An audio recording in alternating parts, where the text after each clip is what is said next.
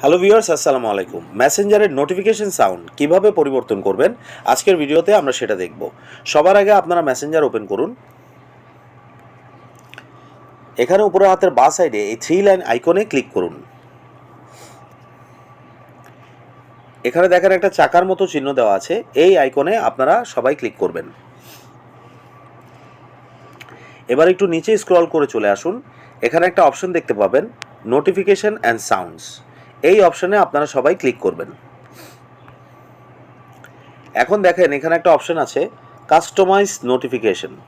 এখানে আপনারা সবাই পুনরায় প্রেস করুন। এবার একটু নিচে স্ক্রল করে আসুন।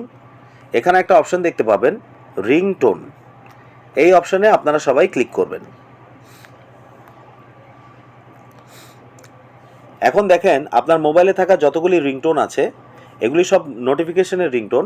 প্রত্যেকটা রিংটোন এখানে দেখাচ্ছে। এখান থেকে আপনার পছন্দের রিংটোনটি আপনি সিলেক্ট করবেন। সিলেক্ট করার জন্য এটার উপরে একবার করে প্রেস করলেই সিলেক্ট হবে।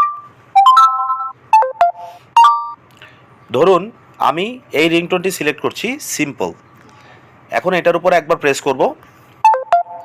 সিলেক্ট করা শেষ হয়ে গেলে উপরের হাতের বাঁ সাইডে এই অ্যারোতে একবার প্রেস করুন। এখন দেখেন আমার নোটিফিকেশন সাউন্ডটি কিন্তু চেঞ্জ হয়ে গেছে, লেখা রয়েছে সিম্পল।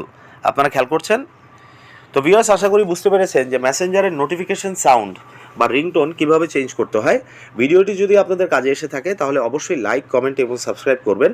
পরবর্তী ভিডিও নিয়ে আবার হাজির হব। সে পর্যন্ত সবাই ভালো এবং সুস্থ থাকবেন। সবাইকে আসসালামু আলাইকুম।